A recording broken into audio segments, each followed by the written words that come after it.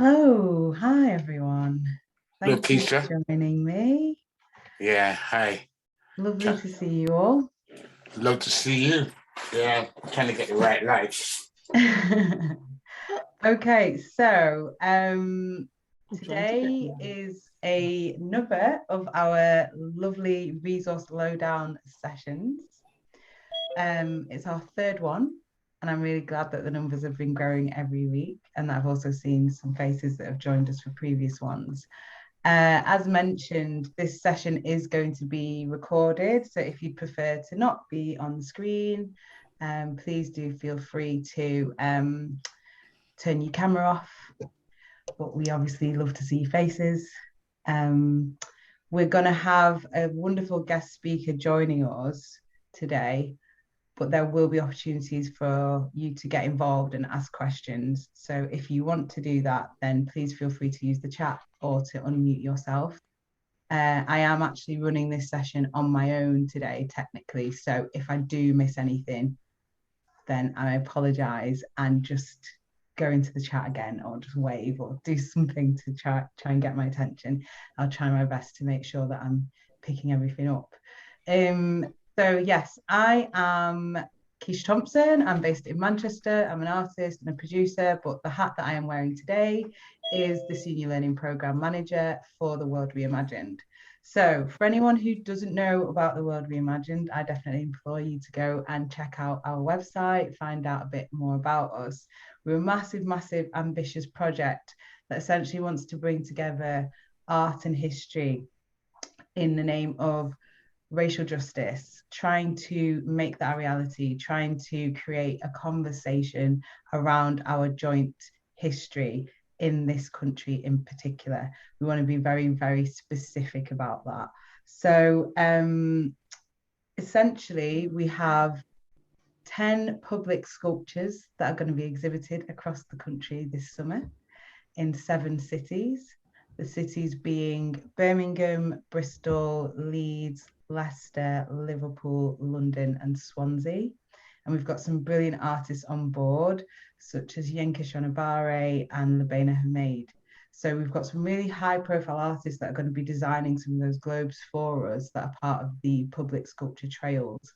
But we're also working with community artists and we're working with schools, and that's where I fit in. So my side of things is all about schools engagement, getting young people involved in all of those host cities and across the country. So the way that we're doing that is in a number of ways. We're using resources, and we've got previews of those online. I think some of you have checked them out. We've had really great responses. Anything that I refer to, I'll be sending an email out after this, so you'll get a link to everything that I'm mentioning. So you don't need to worry about checking it out now. So yeah, we're going to have resources available for everyone to engage with, and then we've got 2 creative programs that schools can sign up to. So one of them is called the Globe program, where schools can get a miniature globe which copies the major design that's going to be in these public sculpture trails, designed by Yinka Shonabare, and they get to decorate those and house them somewhere in their locality. And then any school that is outside of one of the host cities that I mentioned will be able to connect with us with the Poetic programme. So we've got a number of ways that we want our young people across the country to engage with this topic of racial justice and respond back in a way that's creative. But also we think that it's important to connect with the teachers, right, to impact the school and have some legacy. So we're going to have a lot of CPD offers, resources specifically to teachers, in-person training, and ways that we can support teachers so that they feel like leaders within their schools and within their communities. So that's what today's session is going to be focusing in on. I have a wonderful, wonderful guest speaker that I'm really happy to be talking with today, called Foluke Taylor, who is a psychotherapist, educator, and a writer. And I'm just going to hand over to her briefly so that she can tell us a bit more about herself, and then I will talk about the resource that we'll be focusing on today. So Foluke, do you want to just tell us a bit about yourself? Thank you, Keisha. Yeah, I'm a guest speaker. That's the first time I've actually heard that word. I got a bit nervous then, the guest speaker, but I am going to tell you a little bit about myself and why I'm here, or at least why I think I'm here. That might change as we go along. And I guess my route here is through my own trouble. If I'm honest, when I was thinking about, well, how did I get to be here? I started my people work, if you like, in residential social work. I worked for Barnardo's a very long time ago. And if I'm honest, I was too young and over-identified with the children because and young people, because I'd had my own experiences in the care system, which means I had a good heart and not so many boundaries. So, you know, it was a roller coaster, and I learned a lot. Moved into social work in the field. I worked for Lambeth for a long time, again with young people in the leaving care team. And I've done work in fostering adoption and identified with all of that. I got older and wiser, but still very identified. And I trained as a therapist, like all therapists, whether they tell you this or not, partly because you're interested in your own trouble and trying to get out of it. So I've been a psychotherapist for about 25 years, more than that, and have been writing for a very long time before I realized it was part of the therapeutic. But now I do that much more formally. I work with writers, and I work with writing as a therapeutic model, way of being, in groups and individually. So a lot of my work is with children and young people. I am a therapist in a school 2 days a week, and I've worked in different schools, in different settings, and predominantly with Black young people, Black and brown young people predominantly, including my own 5 children, now adults, who they were all born in London. And when the last one was born, we decided that we couldn't do London anymore, and we had to leave, and we went to live in the Gambia, technically for a year, but actually it turned into 10 years. Came back in 2013. And I think when I came back to London, I was much clearer that some of the issues around and I was thinking about Black families and Black young people in particular, but actually for all of us, are really not only what's happening in the present, and we're exposed to a lot of what's happening in the present in terms of trauma, in terms of Black life being taken in ways that are traumatic, and we all get to witness that because we get to watch it. But actually, it's not just what's happening in the present, it's what's happening in the past, what happened already, and what keeps happening. So this transgenerational trauma, which is one of the areas in which I work, and one of the reasons I think I was interested in your program and this program, because it really seems to be thinking about that. How can what we do in the present be with what's happened in the past and what keeps happening that isn't what we want? And I think race is a trauma. I think it's a trauma not just for those of us who identify as Black and brown, but for all of us. Which, you know, maybe I'll talk about that. I'm not down to talk about that in particular, but we'll see what questions come. But I like the fact that this program is working to transform how we understand the transatlantic slave trade and its impact on us and our well-being, because I know it's inseparable from our well-being. It's not an add-on, it's part of our well-being. And I want to share 2 I say images, but I'm not actually going to share the images. You're going to have to imagine from 2 writers that I really like and whose work I use quite a lot. And one is Christina Sharp, who's actually a professor of English, but whose work is in these afterlives of slavery. And she gives us the image of the wake, you know, and a ship goes through water, that area of the water that is disturbed after it's frothy and it has its own patterns. She talks about our existence in this wake. Here we all are doing the work we're doing, wherever we're doing it, living our lives, but we're all in the wake of the afterlives of slavery. So that's one image. And the other is from a writer called Dion Brand. And I'll read that to you. It's just a couple of sentences about history. The book actually is called A Map to the Door of No Return. And the quote on history says, "One enters a room and history follows. One enters a room and history proceeds. History is already seated in the chair in the empty room when one arrives." So we're already in the room, even before we get there. It's in the room with us now. And again, I think this project is trying to address that. How is history in the room?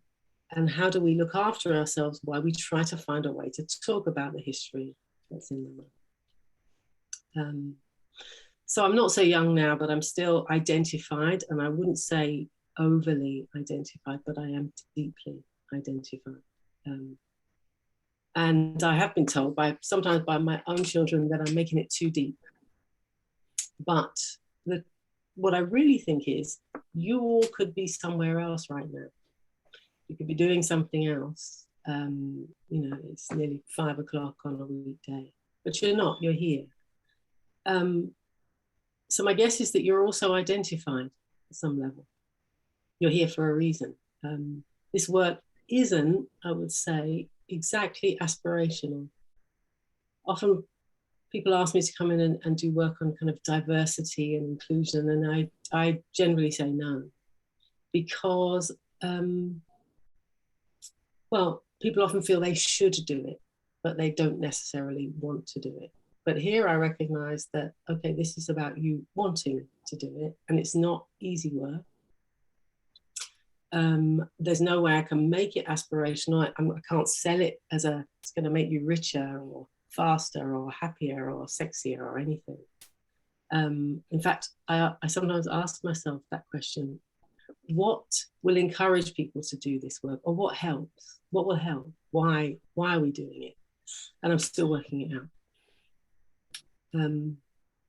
Which is another reason I'm here, because what I really believe is that we have to work it out together. That study and practice together is the way we are always trying to answer our own questions. And that's my question: how to make this work possible? Why do people want to do this work? What inspires them? What sustains them? So I'm interested in you and the questions that you might be working with or bringing in the work that you do. And you might have questions for me. And we are absolutely here, obviously, to talk about well-being. And to reflect on well-being, I'd say that it's a word with a good heart that is a bit tired. It's good-hearted because, of course, we do need to hold well-being at the center of our work. Otherwise, this work will grind us down and take us down or take us out. We have to keep well-being at the center. But it's not so good when it is framed, as it so often is these days, as some kind of personal, individual responsibility. And I told you I work in a school, and I can't tell you how many students come into the room and say, "Oh, I'm not prioritizing my well-being. I should be. I don't have time for it. I need to be making time for well-being." And I think, well, that's not very good for your well-being, then, is it? Having well-being on the list is another thing to do, another thing you're responsible for keeping on top of.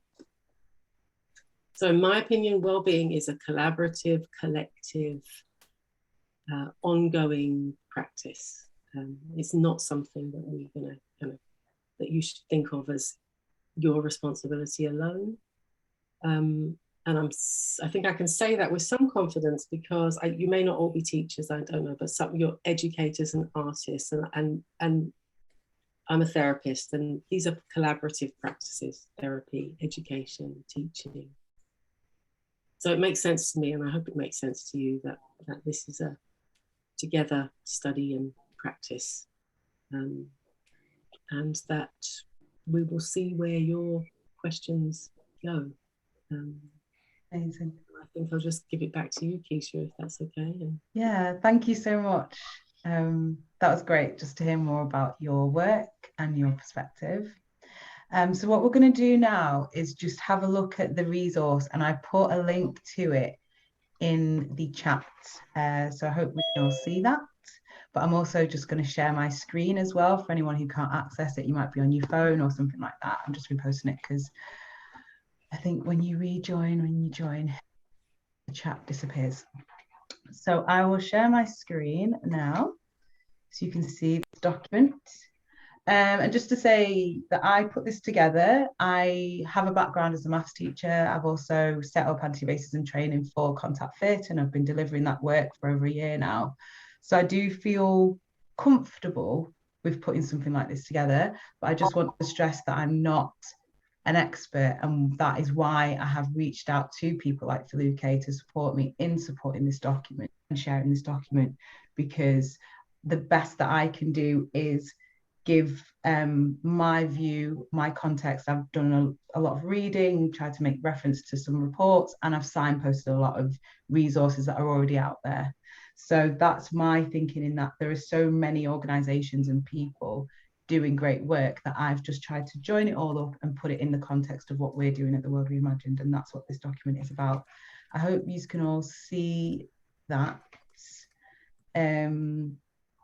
Yeah, and I'm just going to read the introduction, and then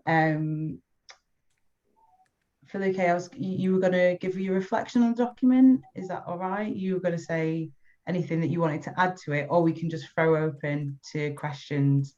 I mean, I think it would be good to open it to questions, because rather than add to it, because I think you've done a lot of work on it and there's a lot in it, and that to me anyway would be the okay.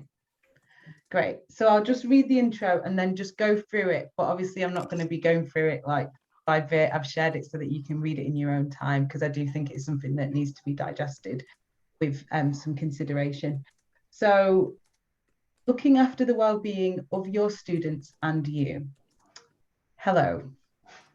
Wherever you are on your journey with teaching racial justice, it is important to acknowledge how the topic can have impact on you and your students.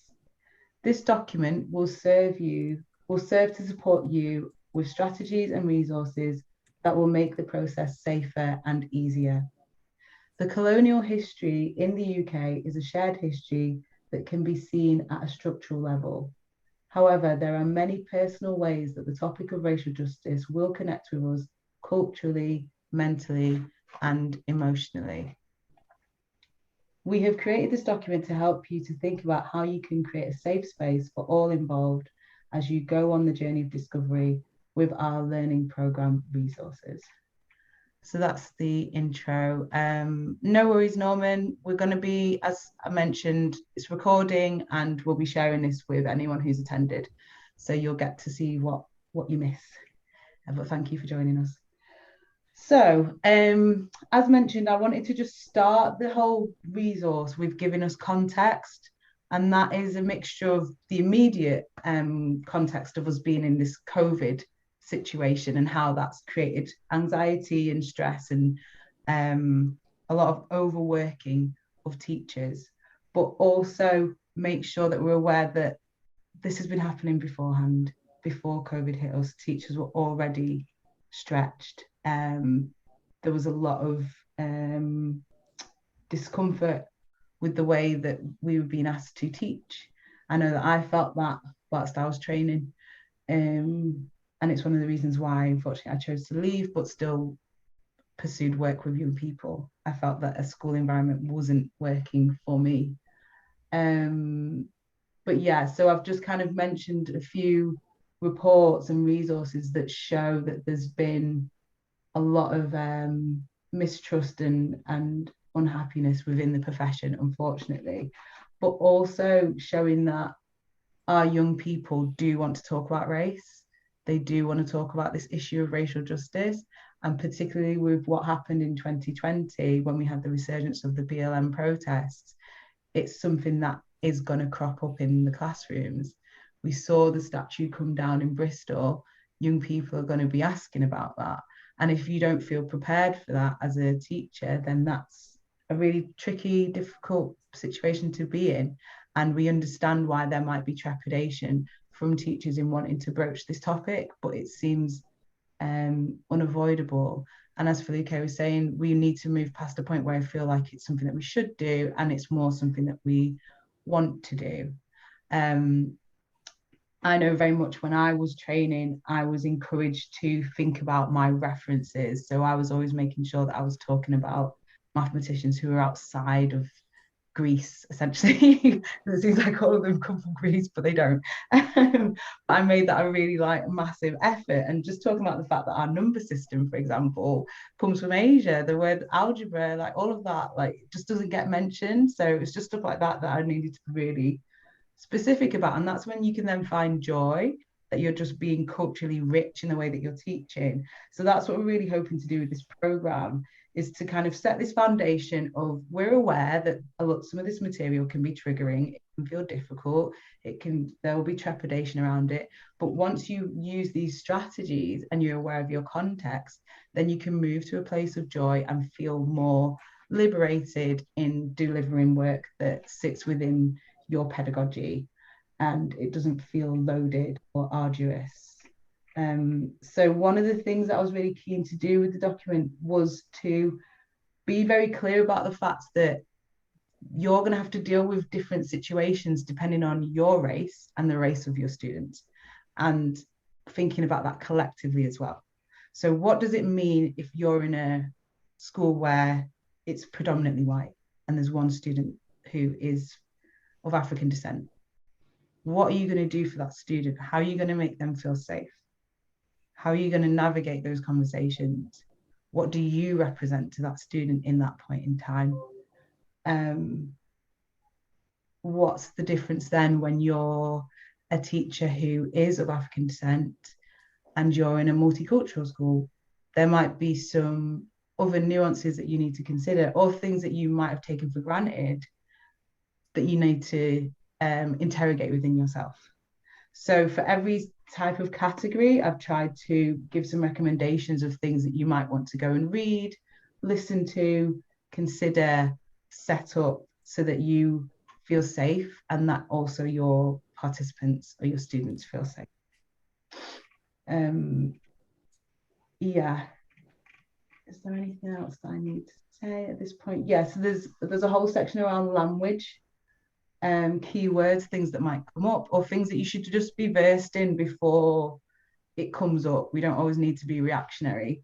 I think these words you should get familiar with and feel happy to enlighten your students if they don't know about them as well. Because again, that is a place of power. If we then can have a foundation and a pool of words that we all use and refer to, then we can feel like we're understanding each other, and our young people can articulate some of the things that they may have been feeling, didn't know actually had a word attached to it.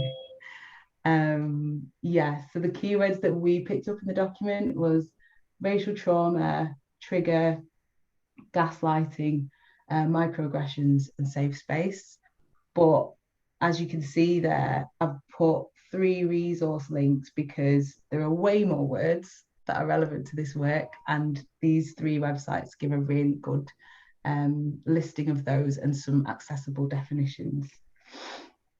And then, yeah, there's just a section there for you to make notes, and then there's the full resource list. So that's it, really. I wanted to keep it as concise as possible, but for it to be precise as well, and it not to feel sweeping. So what I'm going to do now is just stop sharing my screen and just give a chance for us to ask questions. You have all joined this chat for a reason. We've given you some context and shared a resource with you that you can check out in your own time. So now is the time, I suppose, to ask anything that you won't get the opportunity to do otherwise. Okay, can I start? Yes, please. Yes, because I've got to go in about 5 minutes, so I just want to have a quick introduction. In fact, I don't think I have many questions to ask. Yeah. By the way, I'm Norman Stevenson. I'm known as Rubber, and I'm a self-employed person. I run a company called Afidance, AFIDANCE, and I'm also director with DMATUK.com, and we're based in Bristol. And we have been running programs similar to what you're doing now for years. And I've been involved in teaching African dance to children and history, for over 45 years. You see, touring with the 2 most foremost companies, Ekame and Afidance. Yeah, I've also initiated school programs where children are dancing alongside doing class researches, yeah, about Africa and its influence on us around the world, which has led to me creating a Mama Africa website, mama-africa.net website to help teachers who don't have experience of teaching our culture in the class and don't have no training, and to help pupils and parents. And it has been used on the council website during COVID by parents and teachers. So that's just a little history of me. So I welcome everything that you say. Yeah, I've lived it, I've breathed it, I've felt the frustrations, and I've had the dream of this collectiveness, to reach across the nation, because what we have is vitally important, even more so than it was before in these times. So it's just a quick introduction to say I'm honored to be here. I really want to be part of it. I think confidently that I have a setup that can help nourish this project and help everyone to achieve the same goals. Yeah. And I believe you have share the same goals that I've been dreaming of. Yeah. So, I'd just like to thank you for offering me this opportunity. And sorry I never get to speak to the rest of the guests. And I will catch up with you another time. But I'm going to be late. I've got loads of drums. I've got to drive the car and everything. So thank you. Nice, Foluke. Yeah. And hope I will see you again. That's very lovely. Thank you. Thank you, Norman. Thank you. Okay. Anyone want to jump in next with a question? Hello, can you hear me? Yes, we can. Hi, it's Marcia. Hi. Right, okay, so hello. Yes, same as the gentleman before, massively excited, massively refreshing. So which key stage is this appropriate for? So we have resources, and I've just shared the link in the chat. So we've got resources that are for primary school, and then we've got some that are specific for anyone who's 11 plus. So we're saying high school and then beyond to college. I've worked with a secondary teacher to put the resources together for the secondary ages, and she's made sure that they're differentiated. So you'll see in the lesson plans that we've given quite a good structure in terms of our lesson plans, but you can see that it's also modular, and we have chosen not to go for giving you specific times, because that again speaks to you being able to adapt the material. So it might be that you see the first bit of the lesson plan and you go, do you know what, that is a full lesson for me in my year 7s. Whereas actually if you're teaching year 11s, for example, you might go the whole way with it. So we've tried to make sure that it feels straightforward, and you can see the rationale and the lesson objectives and all of that kind of stuff. It can then be adapted in a way that suits you and your young people. Right, okay. I have access to a lot of young adults in the community and so on, and that's where I know I can deliver this. I'm not teaching in a school at the moment, but I could run this on one of the sessions that we do on a Saturday. So with that, I'm not looking to join the bursary or anything like that. I don't know. I just want this to get out there. Is there some sort of accreditation when the student has covered these modules? That's not something we've looked into, unfortunately. So no, we've not joined up with any kind of accreditation, but we are ArtSmart partners. So what we are doing is any organisation that links with us, we're saying, if you're able to use these resources and go on a journey of discovery for a year, for example, with this, then you are very much eligible to connect with ArtSmart, which is an accredited programme from the Arts Council for schools and alternative settings. So that's my answer to that. Can I say something about accreditation? Yeah. Because I really love to hear that, Marcia, that you're there doing the work, not necessarily in school, but because you want to, in the settings where it's possible, where you have access to do it. And I don't know how you're accredited for that work, but often very good work goes unaccredited because it's outside of the systems of accreditation. And there is some work to be done that may be about getting accreditation, but there's also, I think, a kind of how do we accredit ourselves? How do we really register what it is we are doing? And maybe with the young people that you're working with, through the program and at the end, okay, what is it that they have gained? What is it that they have given? Really making a kind of concrete process out of self-accreditation.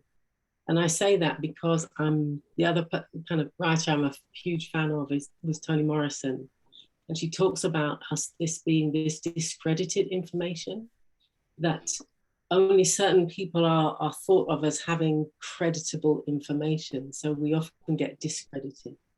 Some of the things that we know from other places that might be called all kinds of other words, like mumbo jumbo, or that's just cooking, or that's just something. So that making space and ways of crediting yourself for what you're doing and the young people that are going through this program so that it can be valued. Because I think that is a valuable process in making self as well as learning all of this. So I just wanted to add that about accreditation because, respect to what you're doing. And Norman, for sharing that. Let's not just, let's accredit ourselves also. Thank you. Yeah, thank you. It's definitely something that I'll look into. As you might not be able to tell, I've got a very small team and a very big to-do list. So at the moment, we're just trying to get these resources finished and in the most polished shape, ready for March so that you can engage with them. And then we're going to be evaluating their impact and looking at how we can review them once they've gone out into schools. Because even though I'm piloting them at the moment, as we know, as soon as they get on the ground, as soon as they get in front of people, you'll have suggestions and we need to be able to be responsive to that. So I'll definitely make a note of accreditation and stuff like that, of how these resources can have more status as they move forward. Yeah. Okay. Any other questions? Yes. Yeah, I just wanted to say, sorry, I'm getting an echo. Are you getting an echo? Yeah, I'm just going to ask everyone to mute. If you're not talking, can I just ask you to mute, and hopefully that should stop that. Is that better? Yeah. My name's Pasha. I'm an artist educator, and I just wanted to ask what your vision is about how artist educators will link with schools and how that will pan out in the coming year, because I'm really excited about that. Yeah, so we've got some funding from the Paul Hamlin Foundation to specifically give one primary school and one secondary school in each of the learning host cities a bursary, which is an artist residency bursary. So when I communicate with the schools that we've literally just finished shortlisting this week, they will then get a sense of the artists that are available to them. So everyone that's applied for that role, for the artist educator role, I'll be sitting down with the schools and saying, look, these are the artists that are available that want to do this work. Once the school has picked the artists that they would like to work with, we'll be getting in contact with you, and you'll be then training with us, going into your school, helping them go through the Globe program. And then after that, because essentially the Globe program will start from April when they start their training, they'll receive their Globe sculptures in May, they'll have to decorate those, finish them off in July, they'll be part of the exhibition that happens across the country in August and September. Then the Globes will go back to the schools and they can have them for as long as they want to.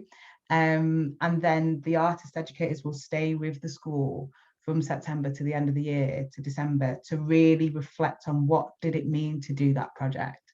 Why did we do the Globe program? What was the journey of discovery? What does racial justice mean to us now in this context, in our school? How does it speak to our school improvement program, our school improvement plans? How does it speak to the way that we've been reviewed by Ofsted recently? Like all of that stuff, it really needs to feel like it's embedded in everything that you are considering as a school as you go forward, so that it feels pervasive and it feels intuitive.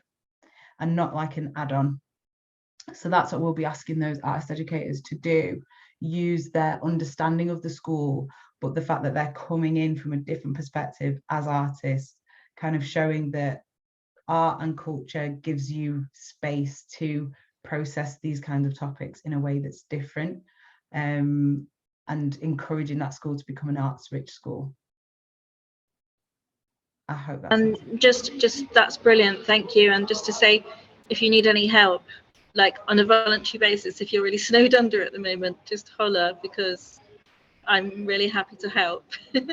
Thank you very much. I've done lots of event management and supporting, so it's Thank you. I'm here to help. Very much appreciate that.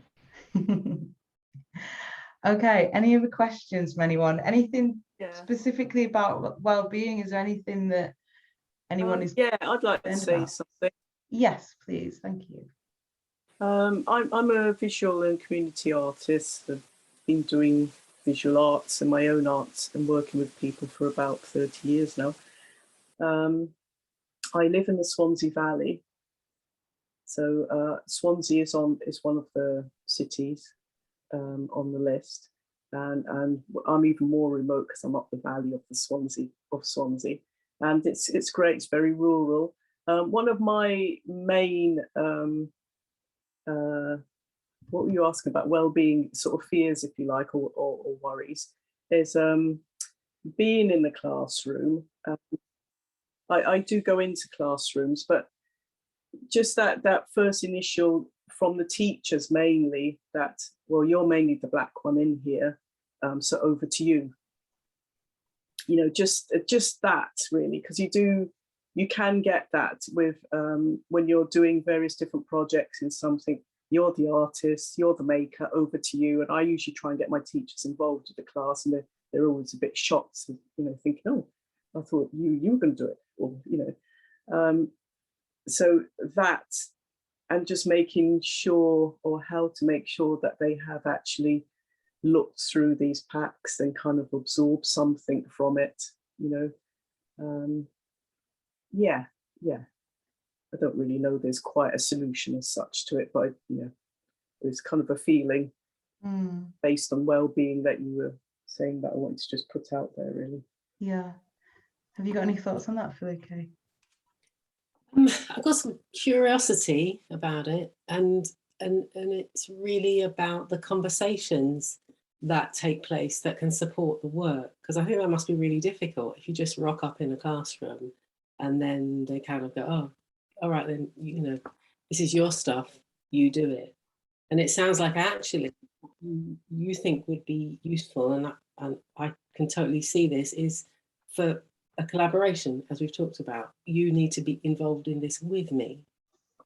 But in my experience with collaborative work, of course, it takes work, because it takes conversations happening beforehand about how we're going to manage this. We have to find some languages that we can use. You know, this is an area, thank you, Keisha, for the, you know, the definitions and the language, for offering us some language. And I can guarantee you, it's always going to be problematic, because, you know, race is problematic. So any language you use in any way is going to potentially create kind of rupture and trouble and awkwardness. So I think if we're going to look after ourselves in this work, we really need to be having conversations about what that actually looks like in practice. Yeah.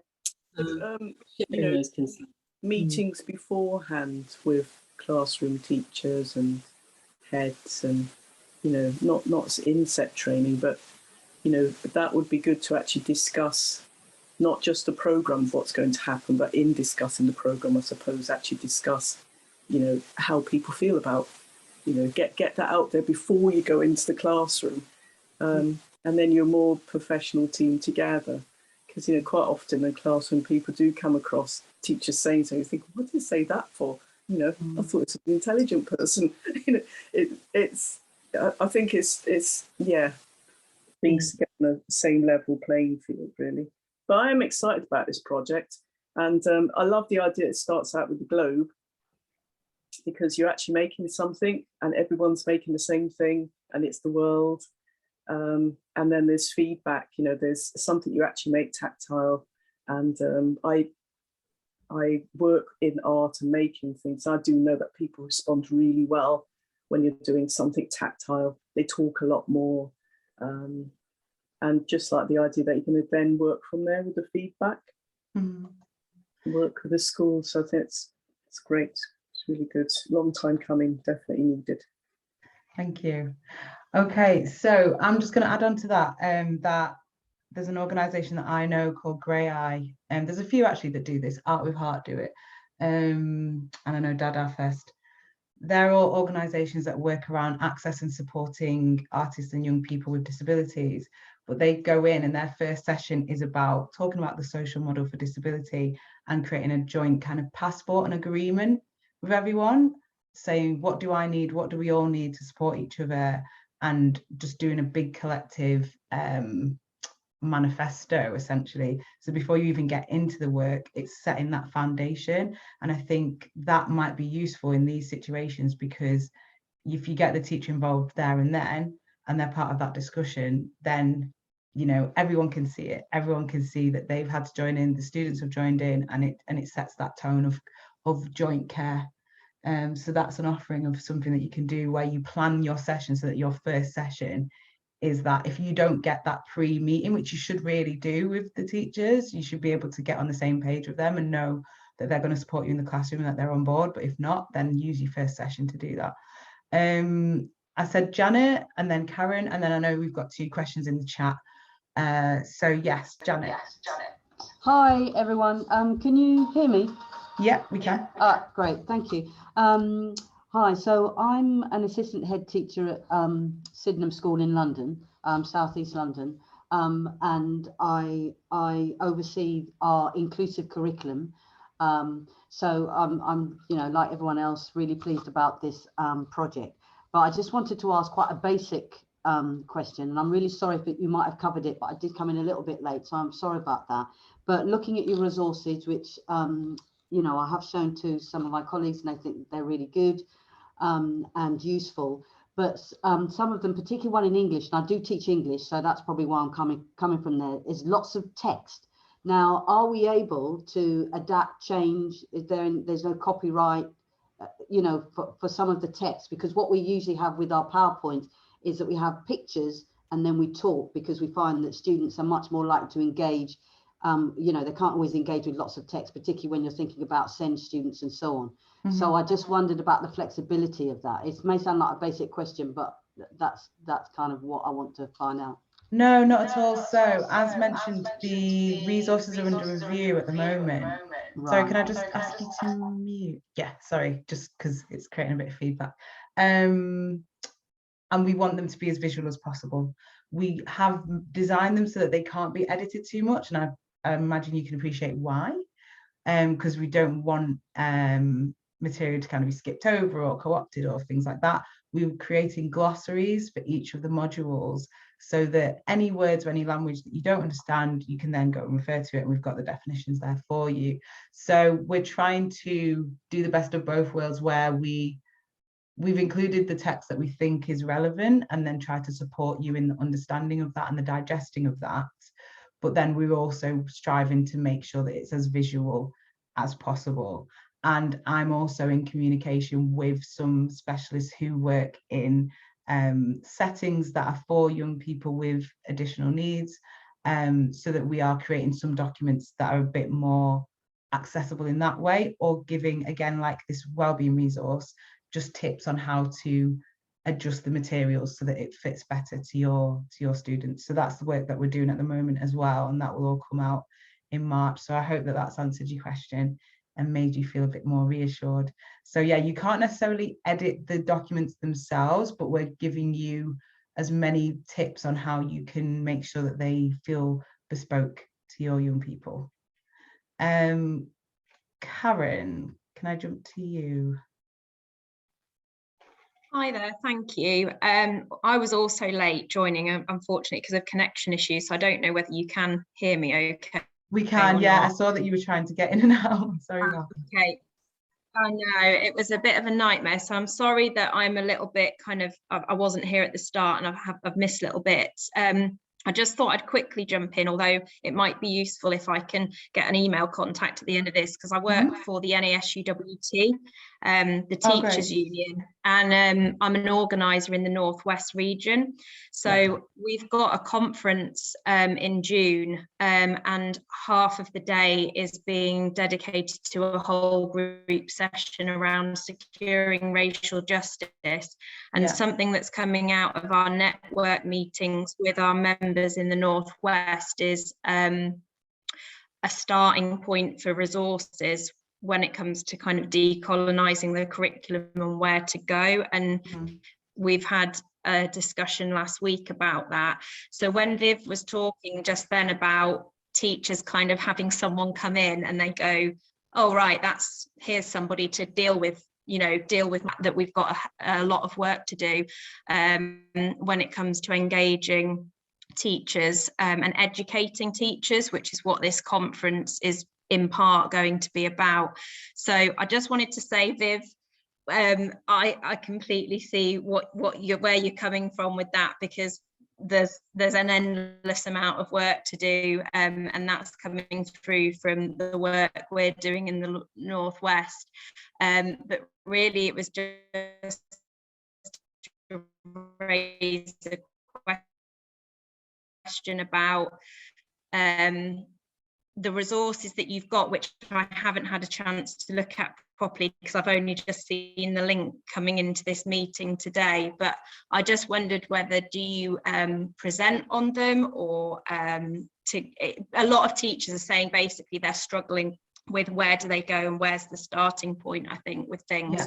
And that is sometimes why I think they leave it to somebody else. If you know, I've got somebody else to cover this, if that makes sense. So sorry for the waffle.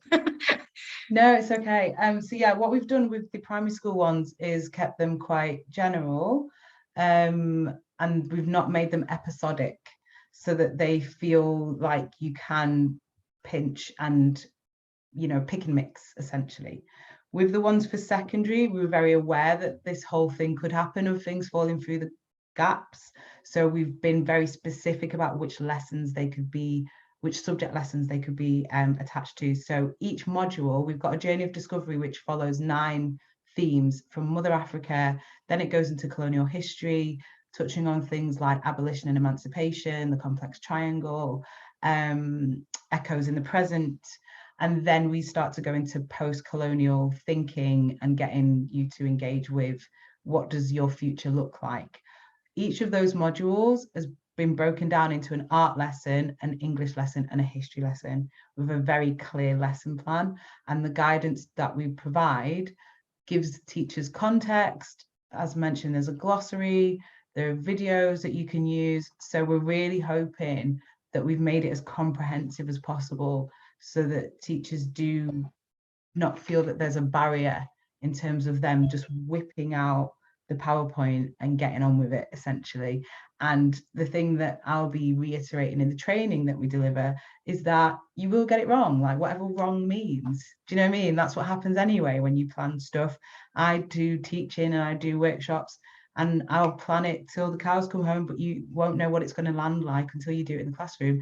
And that's a great learning moment. So it's just about making sure that you are prepared, and like mentioned with this resource, that you're not experimenting with people's emotions, right? That you've set up the space so that it's safe, so that you can be considerate and compassionate, but the resources, they will change. We don't know how they're going to work until we put them in the classroom. That's just how it is.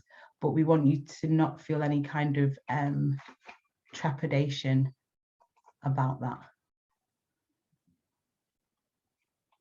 Okay. So I'm just jumping into. Thank you. That's really helpful. Cool. I'm glad. So Marcy said, is there opportunity to submit report assessment resource? Yeah, we're going to be evaluating. We're going to be doing some different types of evaluation, but yeah, we really want to make sure that we're collecting those responses and seeing how people are making use of the resources and how they can be adjusted. Tavia, hiya, has said, Foluke, please can you give an example of how you might respond to common challenges that pupils and participants have shared when learning about racial justice? Do you want me to say that question again? Yeah. Yes, yes. So please, can you give an example of how you might respond to the common challenges that pupils and participants have shared when learning about racial justice? I mean, this is a big conversation. I'd love to have this conversation with you, Tavia, because I kind of feel like I'm gonna miss what you're really asking and get it wrong. But there is a clue. I mean, Keisha just talked about getting it wrong. You are going to get it wrong. And I suppose that's often one of the challenges. That's one of the responses. People feel like they get it wrong. And not only they get it wrong, but there's a space between getting it wrong and being wrong that collapses. So to get it wrong is to be wrong. I'm wrong, to feel wrong, to feel emotional, and maybe to think that feeling emotional is wrong, to feel angry and it's wrong, or to feel guilty or to feel sad and it's all wrong. So I think there's something about that as a challenge. And maybe to feel hopeless and helpless, powerless, is another response that is challenging. And I mean, again, the reason I like this project is I think the experience of transatlantic slavery and its afterlives are such a rich place for our learning. So if we think about that, well, the fear is that we'll be wrong and we won't survive. But this was very wrong. And there was no sense, I don't think, that people would survive. I mean, one of them, and I'm going to keep talking about writers, aren't I? Another writer that I like, Bessie Phillips, talks about the astonishing survival of slavery. It's astonishing when you look at the circumstances that survival happened and has generated so much rich culture and being and social life. So one of the ways I think about this is provision grounds. And if you don't know what provision grounds is, it's that place where you grow hard food, yam and banana and cassava, and that there were plantations. And the provision ground was not part of a plantation, as in that wasn't part of the logic. It was all about growing sugarcane or cotton or whatever it was. But and the idea was that enslaved people were just there to do that. That was their purpose. No agency, no subjecthood. But actually, subjecthood lived. Actually, there was that survival, which is they had another place of their own creation where they got sustenance. So sometimes when things are hard, where is your provision ground? I like metaphor as well. Where else do you go for your sustenance? What else feeds you? Where else? Because I think it's a challenge for us if we think it can all happen in the classroom, or if it's a bit like therapy. If people come and they think it all happens in 1 hour in a week, it's often really disappointing, because what's required is obviously what a lot of you do is a practice of some kind. And we don't mind what the practice is. It might be an art practice, it might be a movement practice that we heard about earlier in dance, it might be a writing practice, it might be some other kind of physical practice, but like some way of working it out. When I say working it out, of course, we're full of emotion and it generates questions. And you might be in a classroom and think, I don't think I got it right in responding to that young person and their challenge.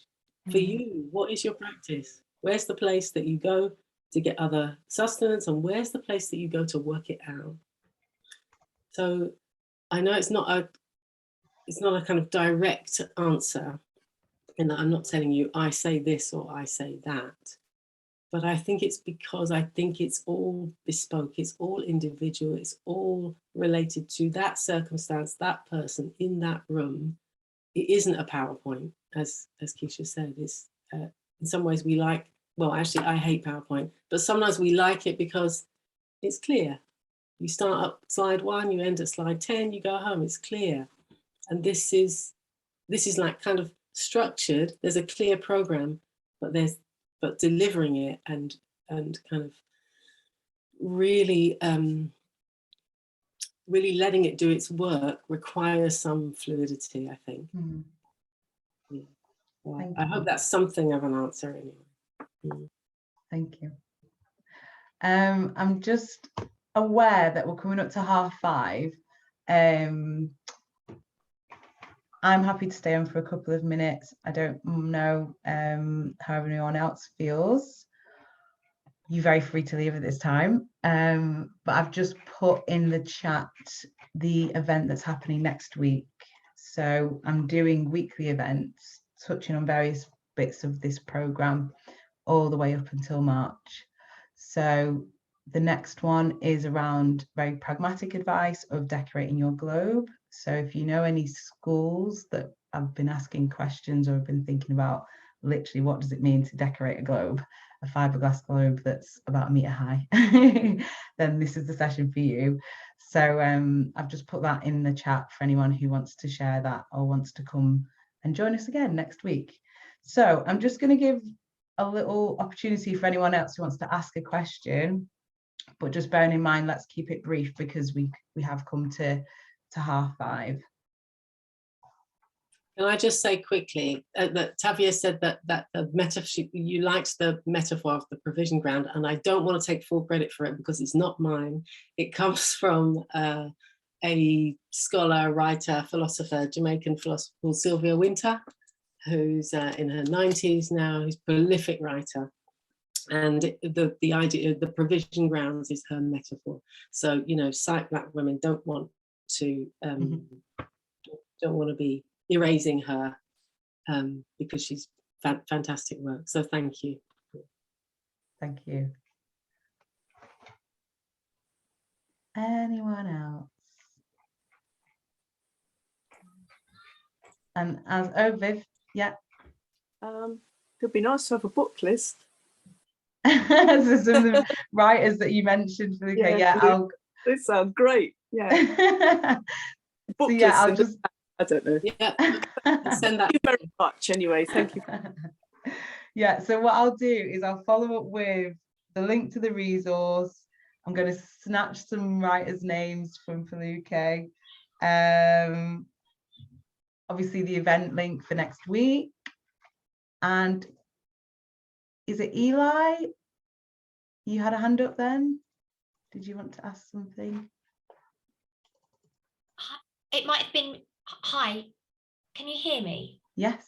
I'm so sorry. I've had my tech guy in here trying to get me on. I know I've been appearing, but my camera anyway, I'm sorry. Is the recording, because of that, I've only seen snippets of this whole session. Yeah. The recording, is that going to be sent through? I'm so sorry. It will, yeah. Don't worry. Thank you very much. Worry. Yeah, that will come through. Okay. Going once, going twice. Last opportunity for a question. Okie dokie. Well, thank you so much for joining us. This is the biggest group that we've had so far. It's been really lovely to share this space with you all. And I know that sometimes with this topic, it is tricky when someone says, have you got any questions? Because you're like, oh, you're bubbling and your brain's marinating, but you're like, I don't know what it is yet. I don't know what I want to ask. So that's fine as well. I definitely encourage you to just meditate on this. And you've got my email now. So if you do come up with a question in about 2 days, fling it to me that way. That's completely fine. I really want you to just read these resources, share them far and wide, and let's just move forward with this work. Let's just be aware of each other and be joined up and quote amazing writers. And yeah, so I'm going to wrap up now. I'm going to say thank you so much to Foluke for sharing this space with me. Is there anything that you want to say to round up? No, I'm just thank you. Thank you, Keisha, for the invitation. Thank you for all the enthusiasm and questions, because sometimes the worst fear, isn't it, is just be there and nobody will say anything. So I'm glad that didn't happen. Thank you for showing up. Indeed. Mm-hmm. Great. Okay, well, I hope you all have lovely evenings, and I will see you soon. I'll be following up by email. Bye.